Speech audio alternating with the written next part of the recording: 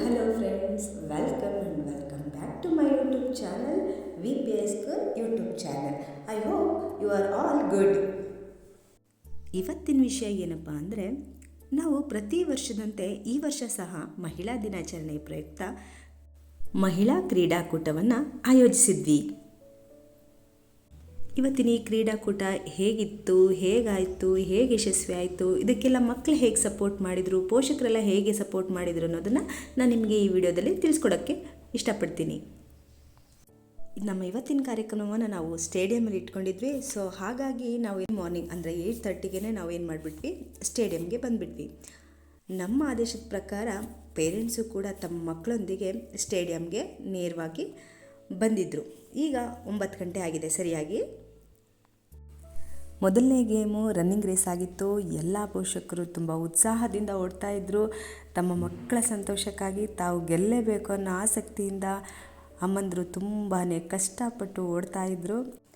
ಇದಕ್ಕೆ ಅಲ್ವಾ ಹೇಳೋದು ತಾಯಿ ಹೃದಯ ಅಂತ. ತಾಯಿ ತನ್ನ ಮಕ್ಕಳ ಸಂತೋಷಕ್ಕಾಗಿ ಏನು ಬೇಕಾದರೂ ಮಾಡ್ತಾಳೆ ಅನ್ನೋದನ್ನು ನಮ್ಮ ಈ ತಾಯಂದರು ನಿಜಕ್ಕೂ ಇವತ್ತು ಪ್ರೂವ್ ಮಾಡಿಬಿಟ್ರು. ತಮ್ಮ ಎಲ್ಲ ನೋವುಗಳನ್ನು ಬದಿಗಿಟ್ಟು ಓಟದ ಸ್ಪರ್ಧೆಯಲ್ಲಿ ತುಂಬ ಉತ್ಸಾಹದಿಂದ ಆಟವನ್ನು ಆಡ್ತಾಯಿದ್ರು. ತಮ್ಮ ಮಕ್ಕಳ ಸಂತೋಷಕ್ಕಾಗಿ, ಅವರ ನಗುವಿಗಾಗಿ, ತಮ್ಮ ಗೆಲುವಿಗಾಗಿ ತಾಯಿಯಂದಿರು ತುಂಬಾ ಅದ್ಭುತವಾಗಿ ಓಟವನ್ನು ಪ್ರಾರಂಭಿಸಿದರು ಅಂತಲೇ ಹೇಳ್ಬೋದು.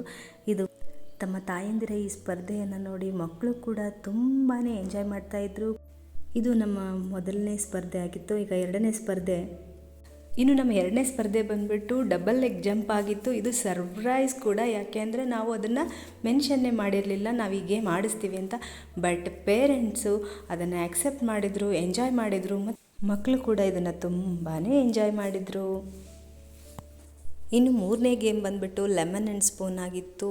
ಎಲ್ಲ ಪೋಷಕರು ತುಂಬ ಶ್ರದ್ಧೆಯಿಂದ ಲೆಮನ್ ಮತ್ತು ಸ್ಪೂನನ್ನು ಬಾಯಲ್ಲಿಟ್ಕೊಂಡು ತುಂಬ ಕೇರ್ಫುಲ್ಲಾಗಿ ನಡ್ಕೊಂಡು ಬರ್ತಾಯಿದ್ರು. ಇದನ್ನು ನೋಡೋದಕ್ಕೆ ತುಂಬ ಚೆನ್ನಾಗಿ ಕಾಣಿಸ್ತಾ ಇತ್ತು ಕೂಡ. And the next game is passing the ball. ಈ ಗೇಮನ್ನು ಕೂಡ ಎಲ್ಲ ಪೇರೆಂಟ್ಸ್ಗಳು ತುಂಬಾ ಖುಷಿಯಿಂದ ಎಂಜಾಯ್ ಮಾಡ್ತಾ ಆಟ ಆಡಿದರು, ಹಾಗೆ ಗೆದ್ದರು ಕೂಡ.